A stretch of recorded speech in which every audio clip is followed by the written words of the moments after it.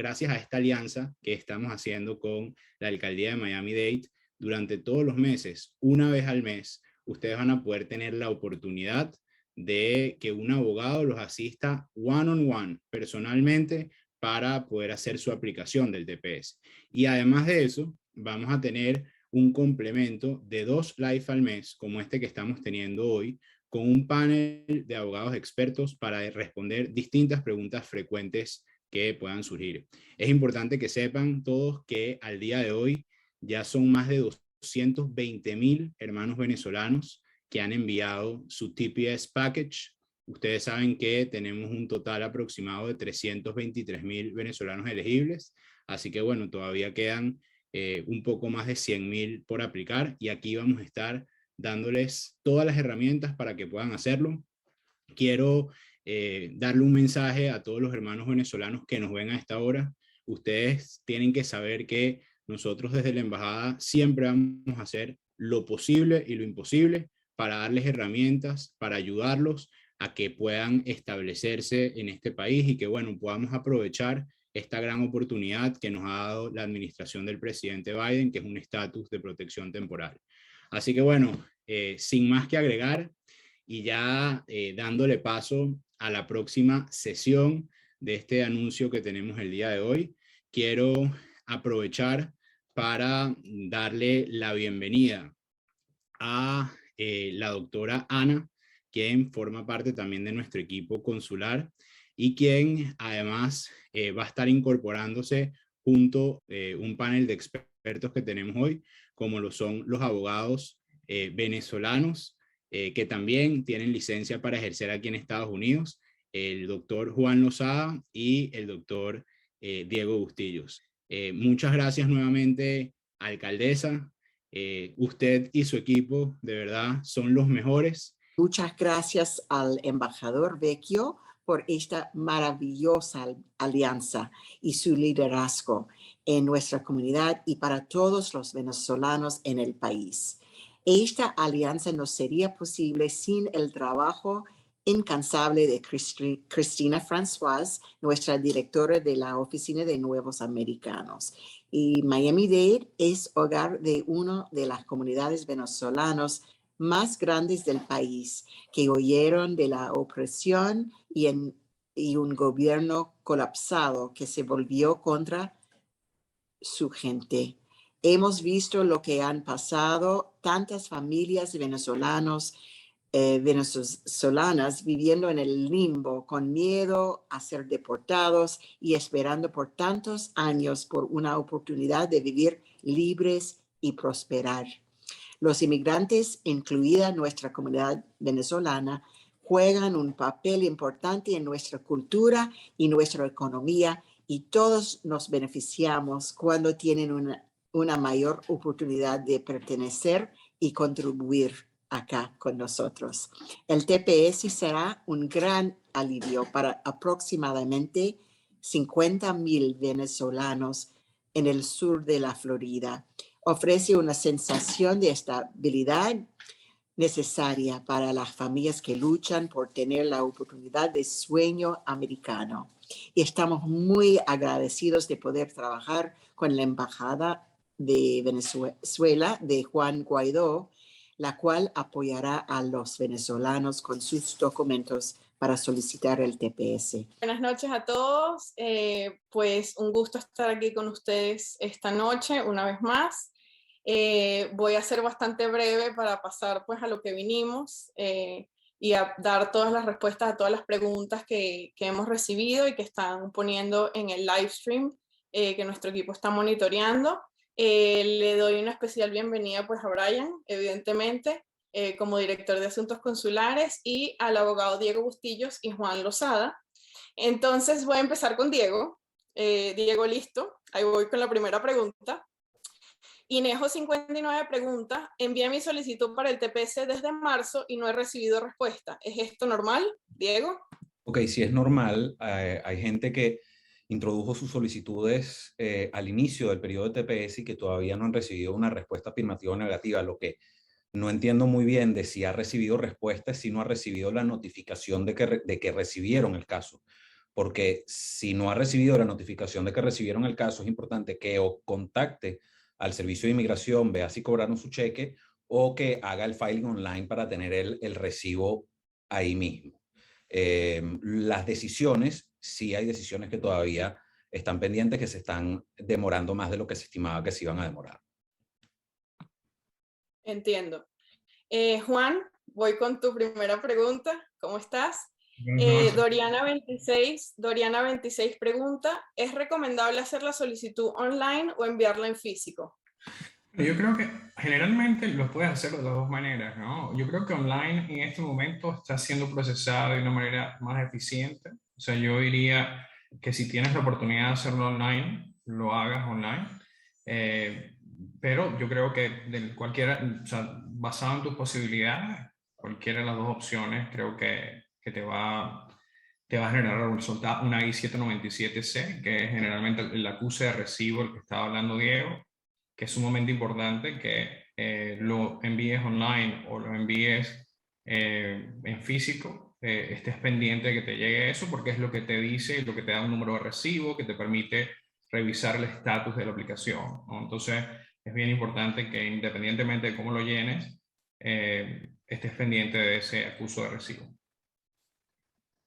Perfecto, gracias Juan y buenas noches Diego. Esta pregunta que viene es para ti. ¿Cuánto tardan en decidir el TPS luego de la cita de huellas? Ok, como les digo, los tiempos de procesamiento ahorita del TPS no están uniformes. Okay. La cita de biométricos tiene que ver tanto con el EID como con la solicitud de TPS. Normalmente cuando hay una cita de biométricos significa que esa parte ya del proceso está en vías, pero no necesariamente afecta en el tiempo que van a tardar en decidir a futuro después de la cita de biométricos. Debería ser menos si el caso es prima facie y lo van a decidir, pero si es un caso más complicado, puede ser que demore más aun cuando tengan la cita de biométricos. Entendido. Juan, voy con la próxima pregunta para ti.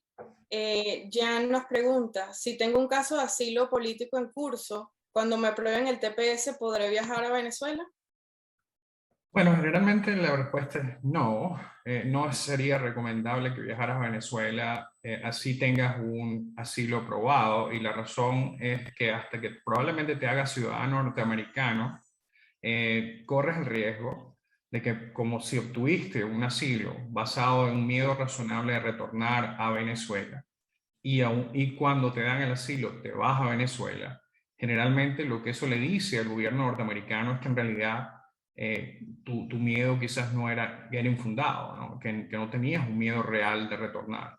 Entonces yo creo que sería una muy mala idea, independientemente que te hayan aprobado el asilo, que viajes a Venezuela de nuevo hasta que probablemente seas ciudadano americano, las condiciones hayan cambiado significativamente, y en ese momento quizás ya tiene un poco más sentido. Pero de otra manera, creo que no sería algo que yo le aconsejaría a nadie.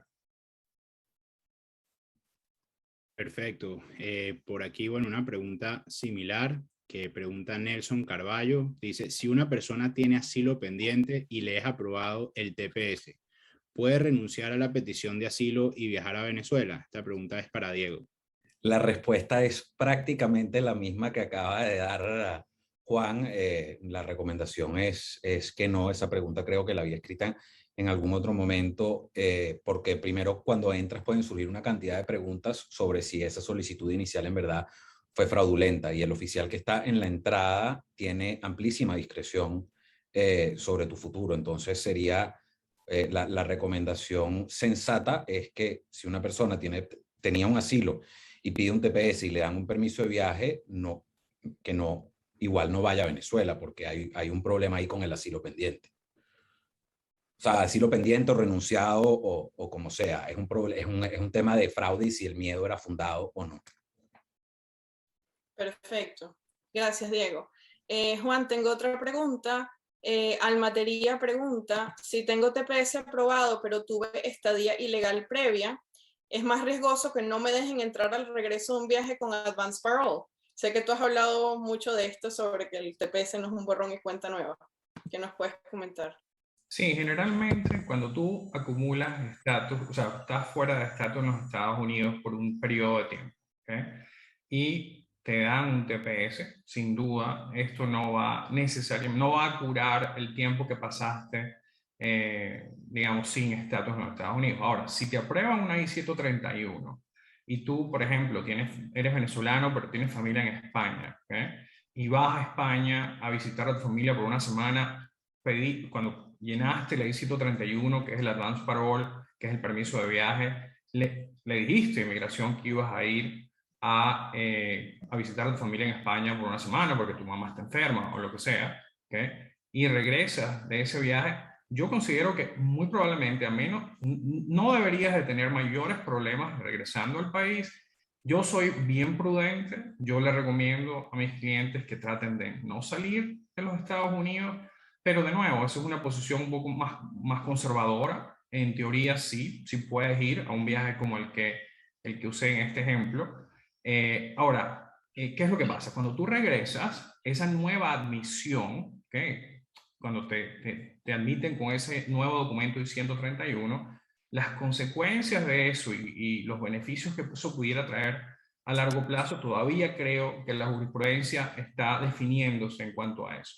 Lo que sí es cierto es que, a mi juicio, ¿okay? A menos de que hayas cometido algún tipo de crimen o hayan cambiado tus circunstancias significativamente, ¿okay? Después de que llenaste la aplicación de TPS, ¿okay? Que eso sí te puede traer problemas a la hora de regresar. Creo que asumiendo de nuevo que ninguna condición ha cambiado, solo el hecho de que hayas pasado un tiempo sin estatus en los Estados Unidos no debería dificultar tu reentrada de nuevo al país, mientras que de nuevo te entres con ese I-131 ya aprobado y en mano, ¿no? Entendido, entendido. Espero que a Alma le haya quedado claro. A mí me queda ciertamente bastante claro. Aprovecho para comentarle a las personas que están conectadas que dejen sus preguntas, que nuestro equipo las está leyendo, y pues voy a hacer voy a filtrar algunos comentarios. Oriana BG dice: yo pedí un certificado de nacionalidad a la embajada para mi TPS, todo me salió bien y me atendieron excelente, muchas gracias.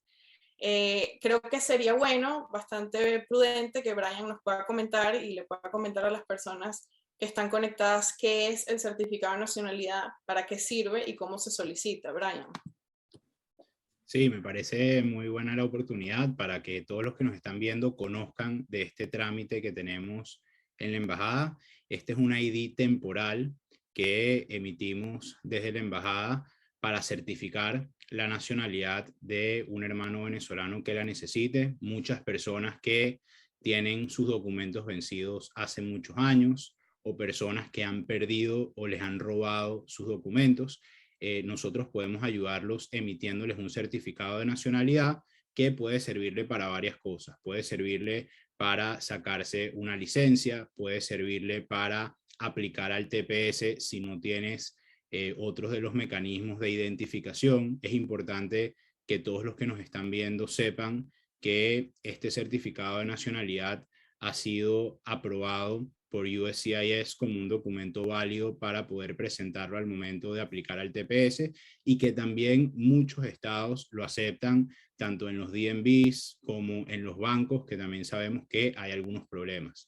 Cualquier persona que necesite un certificado de nacionalidad puede escribirnos a serviciosconsulares@us.embajadavenezuela.org y nosotros le mandamos todos los requisitos para que puedan tramitarlo. Gracias. Perfecto, Brian, gracias. Diego, voy con una pregunta para ti. Casi Fontes pregunta: ¿se puede solicitar TPS cuando se tiene OPT? Si pido autorización de empleo, ¿sería una violación a mi estatus de estudiante? Ok, el tema de las autorizaciones de empleo para personas que están pidiendo TPS con F1 es interesante por varias razones. Uno, una persona que tiene TPS puede mantener el estatus vigente que tiene de no inmigrante siempre que no rompa las condiciones de ese estatus. Es decir, si yo trabajo como estudiante, rompí las condiciones de mi estudiante, ahorita estoy amparado nada más por el TPS.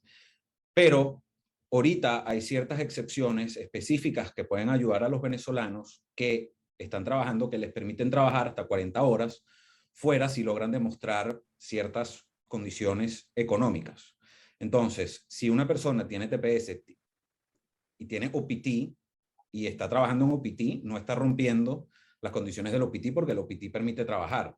La cuestión es, si trabajo con el permiso de trabajo y estoy con la F1 y no tengo otro permiso de trabajo, ¿rompo las condiciones de estudiante? La respuesta es sí, pero la vuelta que tienen, vuelta, por decirlo de cierta manera, porque es una cuestión establecida por la ley, que existe para sirios y para venezolanos, es una excepción para permisos de trabajo especiales para personas que tienen una visa F1 de estudiante y cumplen con estas condiciones. Perfecto, perfecto, Diego, gracias. Otra pregunta por aquí también relacionada a los estudiantes, Juan, te la pregunto a ti. Nos preguntan, si tengo F1 activa y pido autorización de empleo, pero no trabajo y no lo utilizo, ¿sería una violación a mi estatus F1 de estudiante? Bueno, de nuevo, yo creo, como dijo Diego, si tú estás pidiendo, tienes una F1, no hay problema que metas un TPS, que te registres para el TPS. Una vez que apliques para un permiso de trabajo del TPS, creo que, bueno, en teoría, si no trabajas con ese permiso de trabajo y no lo usas nunca, yo creo que un argumento bastante bueno podría hacerse que no has violado las condiciones de ese estatus de F1, ¿no? Creo que es una pregunta interesante, quizás habría que ver la jurisprudencia un poquito mejor, a ver si hay algo que nos pudiera indicar, pero pensándolo así, haciendo un análisis, yo pensaría que si no tienes, de nuevo, si no trabajas, sería difícil argumentar por parte de USCIS que violaste el estatus de F1. Vale. Concurro. Ok, bueno, muy bueno que estemos todos en la misma página. Eso da bastante seguridad. Bueno, Diego, voy contigo. Juan Borrero pregunta, todas estas son bastante relacionadas al tema de los estudiantes. Estoy con OPT y quiero aplicar al TPS. En un futuro voy a aplicar a una visa EB2 y ajustar el estatus. Yo tengo entrada legal o tendría que salir y hacer un proceso consular. O sea, si puede ajustar dentro de Estados Unidos o tiene que salir a un proceso consular. Esa persona está cumpliendo con todos los requisitos para poder hacer un ajuste de estatus, porque tiene un estatus de no inmigrante, tendría una solicitud de residencia permanente por vía EB2 aprobada y no ha acumulado, y la figura de TPS no le restringe de poder ajustar estatus si cumple con todas las demás condiciones para el ajuste según la EB2. Entonces, esa persona es un caso con el que el ejemplo típico que puede beneficiar y va a beneficiar a muchísimos venezolanos que en el interín probablemente no tenían una salida y en el camino, mientras están en TPS, pueden conseguir una vía de certificación laboral, unas habilidades extraordinarias, un National Interest Waiver, cantidad de opciones que existen dentro del sistema americano para poder residir y vivir permanentemente en Estados Unidos. Juan, voy con una pregunta para ti. Leri nos pregunta, apliqué al TPS teniendo un mes por vencerse mi estadía como turista. Estoy ilegal aquí hasta que se me sea aprobado. En ese caso, cuando me lo aprueben o nieguen, ¿qué pasa con mi tiempo de estadía ilegal? Sí, a mi juicio, cuando tú metes tu aplicación de TPS, antes de que se te venza tu I-94, antes de que el tiempo que los Estados Unidos te dio para que te quedaras legalmente en Estados Unidos expire, yo siento que hay una extensión automática del estatus que tenías cuando entraste. Mientras que, de nuevo, no hayas perdido ese estatus todavía o violado las condiciones, ¿okay?, de ese estatus. ¿Okay? Tenemos que recordar que algunas personas, y por eso es que esa pregunta requiere un poquito más de explicación, muchas personas no saben que si entras con una visa de turista y te pones a trabajar de manera irregular, generalmente eso va a violar las condiciones de admisión y por ende termina tu estatus el día que comenzaste esa conducta que viola tu estatus de admisión. Entonces, asumiendo que eso no es lo que pasó en esta instancia, que esa persona ha estado obedeciendo todas las condiciones de admisión y que aplica el TPS un mes antes de que se le venza su I-94, que a mi juicio hay una extensión automática de ese estatus hasta que se tome una determinación, ¿okay?, en esa aplicación de TPS. Perfecto, Juan, muchas gracias. Diego, voy con una pregunta para ti. Ayer se nos cumplió los 6 meses de estadía con visa de turista, ya con TPS pendiente. ¿Qué pasa con mi visa de turista?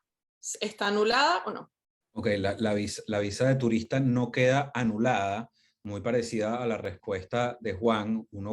Esa persona introducir su solicitud de TPS queda de cierta manera protegido por una figura de estadía autorizada, que no es un estatus, pero como estás esperando que el Servicio de Inmigración actúe sobre una solicitud pendiente, siempre que sigas cumpliendo con las condiciones, estás dentro de esa protección que da el TPS, más allá del vencimiento de la I-94, como dijo Juan, a mi juicio. Ok, perfecto. Te repregunto, Diego, Mariem Lave pregunta, ¿cómo se hace para reprogramar una cita de biométricos? Tengo 60 años y me equivoqué con la fecha. ¿Qué hago? Ok, perdón, ¿eso es para mí o para Juan? Sí, sí, Okay. es para ti. Es para ti. Para reprogramar la cita de biométricos pueden llamar al servicio de inmigración, esa va a ser la vía más rápida normalmente, explicar por qué no pudieron ir y el servicio entonces tomará una decisión. Normalmente la cita se la van a dar con cierta distancia desde la fecha inicial hasta la fecha, entonces es posible que eso alargue el proceso considerablemente. Bueno, aquí seguimos. Esta pregunta es para Juan. La han hecho bastante en los últimos días. Nos pregunta por aquí Luis Blanco si se puede abandonar el estatus de TPS ya aprobado. ¿Cómo debe hacer una persona formalmente para abandonar su estatus de TPS? ¿Qué consecuencias tiene? Y si esa persona que abandone su estatus de TPS podría volver como turista. Pregunta difícil, Juan. Sí. Bueno, yo siento que generalmente tú podrías enviarle una carta a los adjudicadores, que en este caso son USCIS, y hacerles saber que no quieres deregistrarte del programa de TPS. Me imagino que esto es algo que pudieras hacer, ¿no? Así tengas un TPS ya aprobado. Ahora, si tú estás tomando ese paso, en teoría, y te vas cortamente después de eso, de haber obtenido, de haberme enviado esa carta, en teoría, asumiendo que no hayas violado las condiciones de tu visa de visitante y todavía esté en vigencia, pues se podría argumentar de que tú todavía podrías utilizar esa visa de turista para regresar. Ahora, yo siento, y es una postura de nuevo, que es mi opinión, que existe cierto peligro de que cuando tú metes una petición de TPS inicialmente y tienes una visa y entraste con una visa de visitante,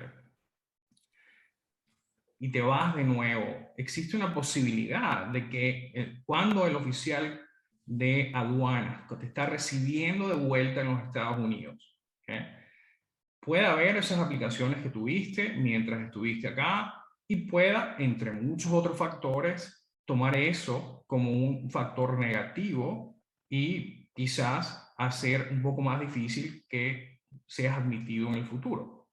De nuevo, esto no es una ciencia exacta. La realidad es que una vez, por ejemplo, cuando tú cambias de estatus de visitante a estatus de estudiante dentro de los Estados Unidos y después sales del país y tratas de aplicar a una visa, a renovar tu visa de visitante de nuevo, es posible que el oficial consular vaya a decir, epa, a mí no me gusta mucho esto, y pudiera utilizarlo como una de las razones para poder negarte una renovación. De la misma manera, el oficial que te admite en el aeropuerto puede utilizar eso y muchos otros factores, claro, para determinar si tú tienes verdaderamente un intento de retorno, que es una condición, ¿verdad?, importante para poder ser admitido en los Estados Unidos. Acordémonos que con una visa de visitante tú solo tienes un permiso para pedir permiso para entrar, ¿no? No es un permiso para entrar a los Estados Unidos. Y el oficial de aduanas, de CBP, va a tener un poder impresionante y va a poder evaluar una gran cantidad de data, de información, de elementos, para poder determinar si te deja entrar o no te deja entrar. Lo mismo con los oficial consular a la hora de renovarte o no renovarte una visa de visitante. Perfecto. Diego, voy contigo. Hay una pregunta de Samantha. Ella dice, ¿qué pasa si apliqué el TPS y consigo un trabajo que me ofrece la G4? ¿Tengo que renunciar al TPS? Wow, está interesante esa pregunta. Si estoy en TPS y conseguí un trabajo con G4, ok. El TPS, las normas del TPS y lo que dice la jurisprudencia hasta ahora, no he visto ningún caso exactamente a eso, es que la persona al aplicar el TPS no pierde la posibilidad de aplicar a algún otro estatus de no inmigrante o inmigrante siempre que cumpla las condiciones normales para hacer un cambio de estatus o ajuste de estatus. El cambio de estatus es para visas de no inmigrante como la G4, el ajuste es para las residencias permanentes. Entonces, yo diría a mi juicio que si esa persona no rompió las condiciones que se necesitan para poder hacer un cambio de estatus, debería poder solicitar ese cambio de TPS a G4. Perfecto. Bueno, aquí hay un comentario de F. Ferrero. Él dice que ella dice que buenas iniciativas para los venezolanos en Estados Unidos. Nos complace saber que la ciudad de Miami-Dade y la embajada nos apoyan. Bueno, buenísimo. Y Juan, voy contigo con otra pregunta. Mercedes Espinosa, bueno, no es una pregunta, perdón. ¿Los estudiantes con F1 y TPS pueden aplicar a las universidades con in-state tuition? O sea, con una matrícula como si estuviesen residenciados en ese estado. Juan. Eso va a depender mucho de cada estado y de cada universidad. ¿Okay? Yo creo que cada uno de los estados tiene un scheme, ¿verdad? Basado en lo que es su ley estatal, donde la oficina del registrar decide de alguna manera qué tipo de fees, qué tipo de matrícula se le va a aplicar a los diferentes estudiantes dependiendo de su estatus. Entonces, eso va a depender mucho de dónde vivas, de cuál es la universidad a la que estás yendo. En algunas instancias, el hecho de tener TPS pudiera ayudarte a conseguir, si tienes más de un año viviendo dentro de ese estado, eventualmente si estás trabajando en ese estado pagando impuestos, quizás eso pudieran ser elementos que pudieran ser utilizados por esa universidad para tomar esa decisión, pero no hay una ley federal que obligaría a una universidad a darte una matrícula reducida por ser residente de ese estado solamente porque tengas TPS, ¿no? Eso, de nuevo, es un análisis que se tiene que hacer basado en todos estos factores de los que hablé. Perfecto. Diego, voy con otra pregunta para ti. Leiby pregunta, si yo estuve en Estados Unidos antes del 8 de marzo del 2020 y salí del país y entré después en fecha posterior, ¿puedo optar al TPS? Ok, hay decisiones que precisamente hablan de esto, donde dice que si una persona hace viajes cortos, breves, inocentes, pero de otra manera cumple con los requisitos de residencia continua, esos viajes no interrumpen su presencia física en Estados Unidos, pero por supuesto tiene entonces que argumentar la razón de su viaje, por qué califica dentro de esto, cuando hace la solicitud. Tuto 1980 pregunta, ¿qué saben de los lapsos de procesamiento del TPS? Diego, para ti. Okay. Correcto. Mira, ahorita los lapsos de procesamiento del TPS, según la página de inmigración, fluctúan entre 3 meses y medio y 9 meses y medio. Pero, en mi opinión, no creo que esos tiempos estén ajustados a la realidad. Porque en ciertos casos, en los últimos 2 años, en realidad, lo que fue el último año de la administración previa, más la pandemia, hemos visto que el Servicio de Inmigración está demorando bastante más de lo normal en emitir los permisos de trabajo y en general en emitir hasta los acuses de recibo. Eso antes era una cuestión matemática, era que tú tenías tu acuse de recibo en tantos días, era la excepción en realidad que algo se demorara más de lo que decía la página de inmigración que se estaban tardando, y hoy en día es cada vez más, lo vemos cada vez más. Yo hace poco estuve hablando con una representante de una congresista acá en Texas, Lizzie Fletcher, y me dice, mira Diego, lo que pasa es que antes que nos llamaran a pedirnos algún tipo de información de inmigración era una cuestión súper rara, era algo que no recibíamos comúnmente en mi distrito. Y ahorita tenemos, we are overwhelmed, me decían, estamos abrumados de la cantidad de gente llamándonos por demoras en los permisos de trabajo y otro tipo de demoras. Entonces, ahorita lo que yo puedo aconsejar es, primero, tener paciencia y segundo, llamar al servicio de inmigración con su número de recibo y decir, mira, estoy fuera de los tiempos de procesamiento, por favor ayúdenme. Cuando se pueda y el caso de verdad esté fuera de los tiempos de procesamiento, contactar a la congresista, que los congresistas no es que pueden decirle a inmigración, mira, decide esto, pero pueden decirle, tengo un interés en este asunto, y eso puede de repente levantar el ánimo en el servicio de inmigración para que revisen algo. ¿Se puede aplicar al permiso de trabajo meses después de haber aplicado al TPS?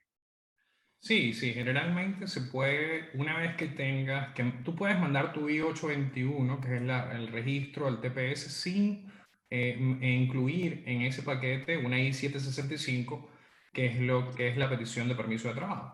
Y una vez que te llegue tu recibo, meses o quizás un año después, puedes meter el I-765 con probablemente prueba de que tienes esa I-821 o pendiente o ya aprobada, ¿no? Ahora, la cuestión es la siguiente. Generalmente el permiso de trabajo es válido por 18 meses, comenzando cuando el TPS pasó, ¿okay? Cuando el TPS comenzó, que es el 9 de marzo de este año. Entonces, iba a durar hasta septiembre del 2022. Entonces, claro, si te tardas mucho tiempo en aplicar, la validez de ese permiso de trabajo va a ser mucho menor. Porque si lo aplicaste al principio, obtuviste qué sé yo, 15 meses de validez, pero si esperas mucho tiempo y te acercas a septiembre del 2022, una vez que te llegue el permiso de trabajo, va a ser válido por 5 meses, 6 meses. O sea, entonces tienes que estar muy pendiente de eso. No veo, bueno, quizás te ahorras el dinero, es la única ventaja, pero no veo muchísimas ventajas de no meter, especialmente con la cantidad de tiempo que se está tardando, no veo muchas ventajas en no meter tu permiso de tu petición de permiso de trabajo con tu aplicación de TPS. Que se puede, si se puede, es recomendable basado en cuándo se está tardando, quizás no. Perfecto, Juan. Diego, antes de hacerte la próxima pregunta, aprovecho para ir una pregunta hacia atrás con el tema del procesamiento de los permisos de trabajo. Nosotros, una de las recomendaciones que damos a la gente desde la Dirección de Asuntos Consulares es contactar, después de haber contactado a UCIS sin respuesta, es contactar al Ombudsman.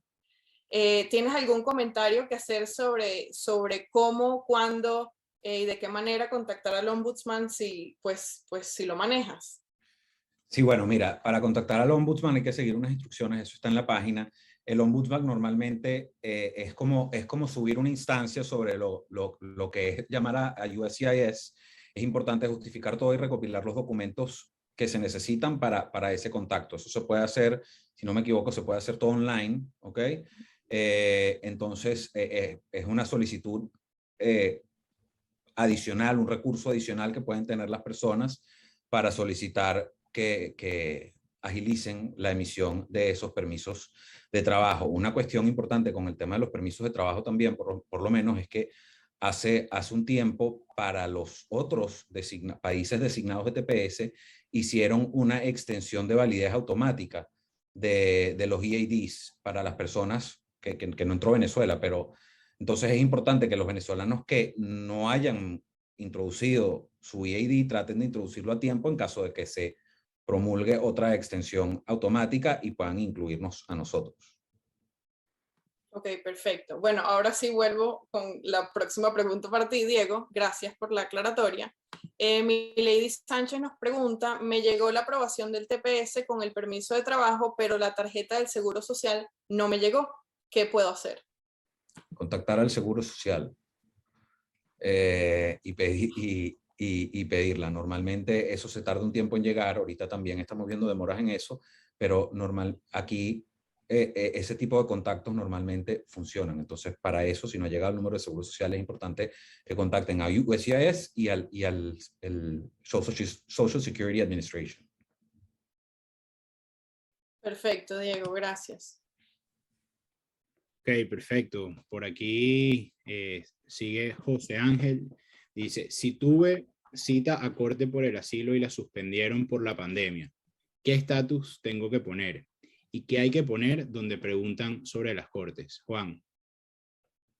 Sí, quería, antes de entrar a responder esa pregunta, quería agregar dos cositas a lo que dijo Diego.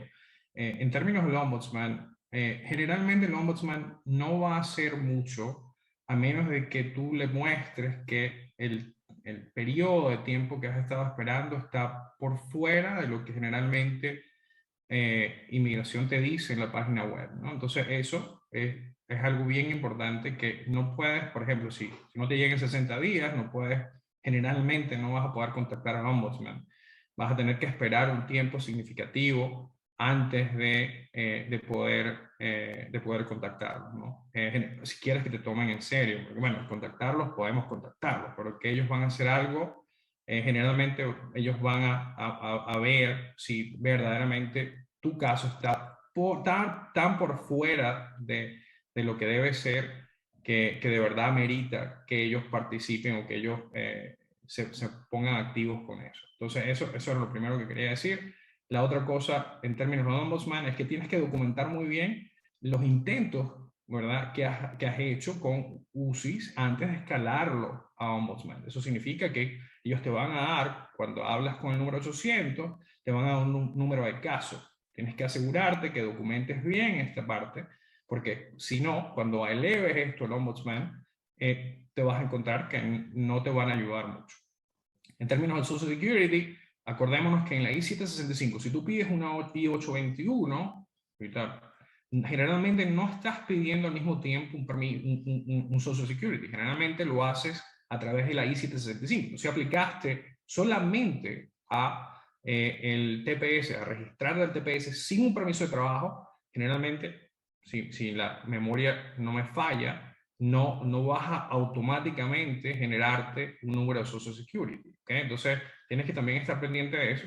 Yo estoy de acuerdo con Diego, tienes que contactar a las personas del Social Security Administration una vez que te llegue algún tipo de acuso de recibo. Ahora, en términos de la pregunta, si tienes cita de corte y estamos hablando de qué y te la cancelaron, generalmente si tú tienes una cita de corte, que no estamos hablando obviamente de una cita de asilo en una oficina de asilo, sino estamos hablando de una corte de inmigración, eso significa que estás en un proceso formal de deportación, ¿okay? Un proceso formal de removal, ¿okay?, de los Estados Unidos.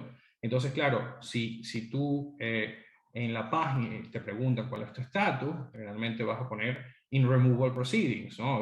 Es una de las respuestas que pudieras poner, porque, bueno, ese es tu estatus en ese momento. Tienes un NTA y estás en un proceso formal de deportación.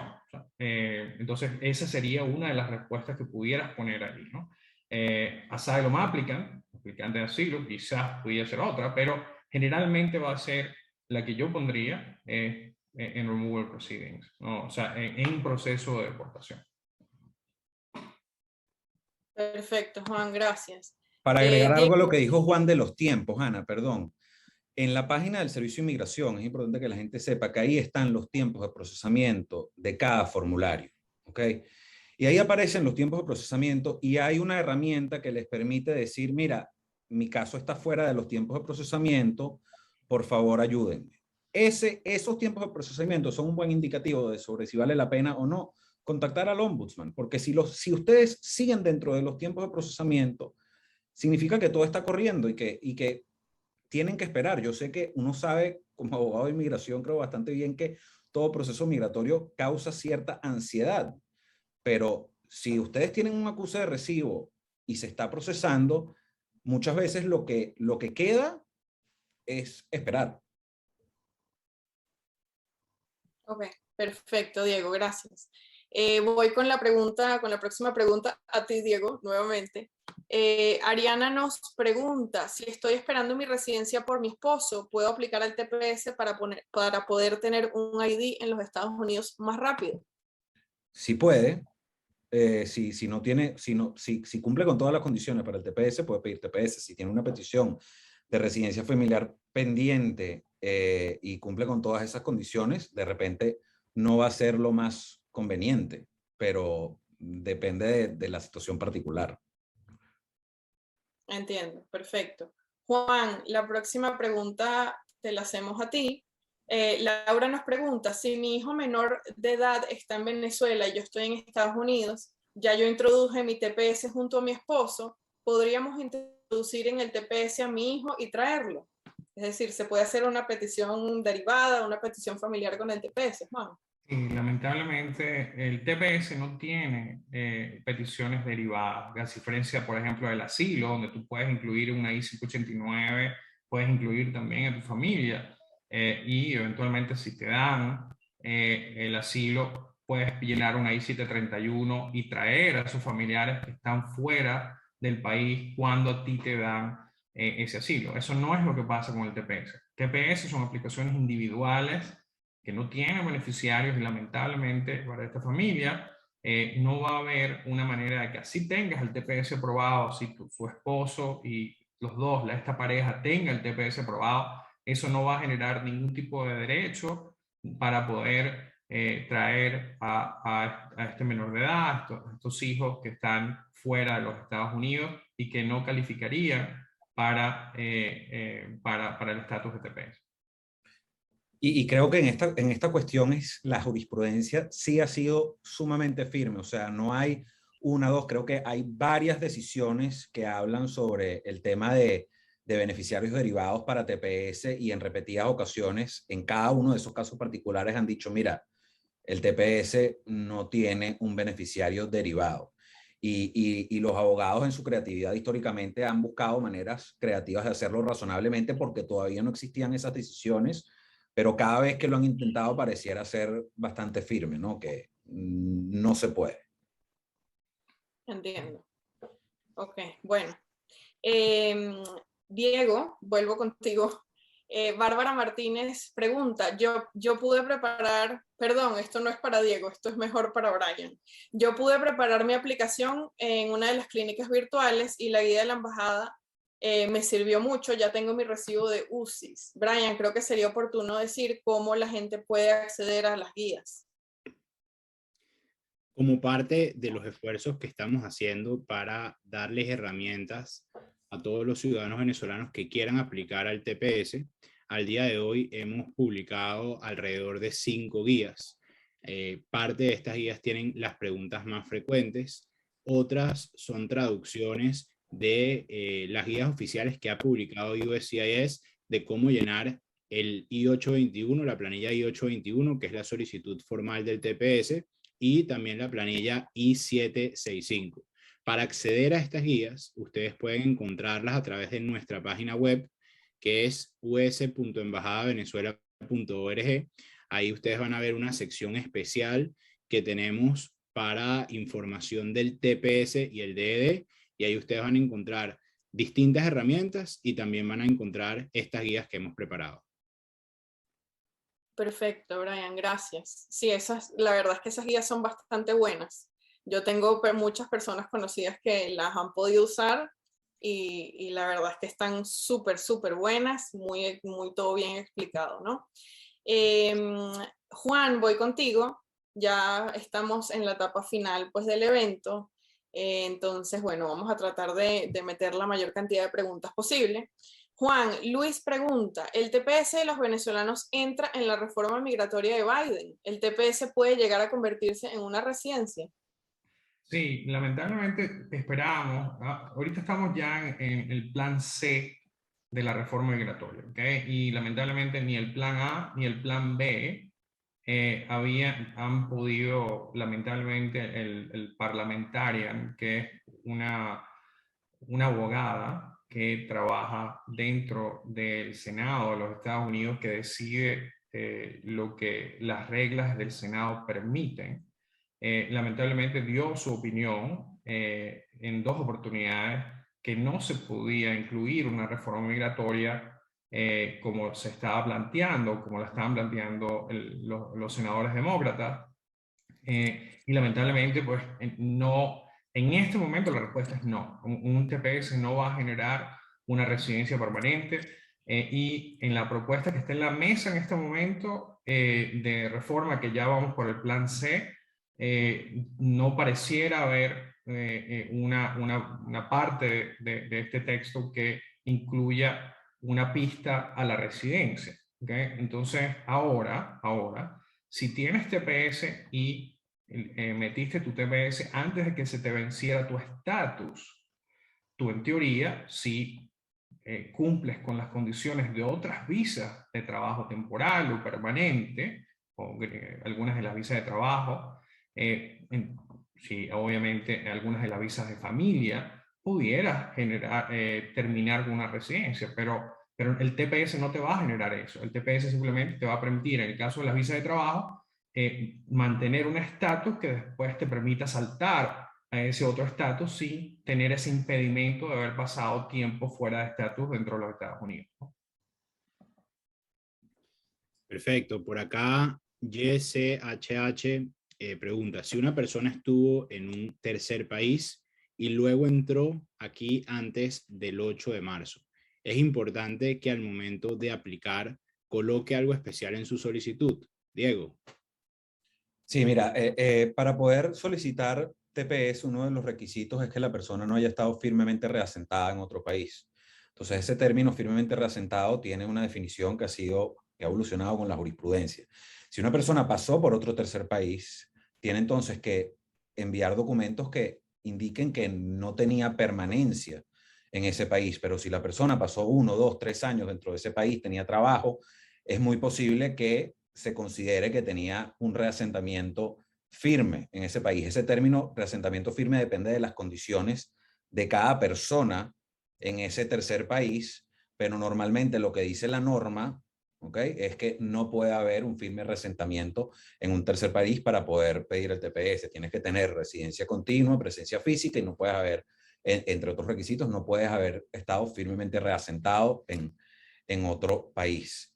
Para agregar una cuestión importante con el tema del TPS, de si se puede conseguir la residencia permanente, lo que dijo Juan de las otras opciones que pueden aplicar las personas a TPS en el futuro es muy, muy importante. ¿Okay? Porque las personas dicen, bueno, voy a tener el TPS y voy a estar en un limbo, pero el tener ese TPS, el tener ese permiso de trabajo, históricamente los TPS han sido bastante largos y en ese tiempo pueden pasar muchas cosas que ayudan a esa persona a conseguir la residencia permanente. Bien sea porque se casó, bien sea porque tiene hasta tener un negocio exitoso, digamos, una persona que pasó 4 años y está construyendo viviendas para personas de bajos recursos. Hay una vía para esa persona. Una persona que tiene éxito comercial en una industria crítica, hay vías para esa persona. Entonces, el TPS es la herramienta que les va a permitir potencialmente optar por esas otras residencias permanentes, siempre que no rompan las condiciones para tenerlo. Ok, perfecto, Diego, gracias. Bueno, aquí tenemos un comentario de Carmen que dice, mi hermana cruzó la frontera el día de ayer, no hemos podido comunicarnos con ella y no sabemos si está detenida o le pasó algo. Brian, ¿nos puedes por favor comentar qué puede hacer la embajada por este caso? Porque tengo entendido pues que hay un gran trabajo ubicando a personas, a migrantes que están cruzando la frontera. ¿Nos puedes comentar sobre esto? Muy importante, como comentaba antes, al día de hoy, casi poco más de 50.000 hermanos venezolanos han entrado por frontera.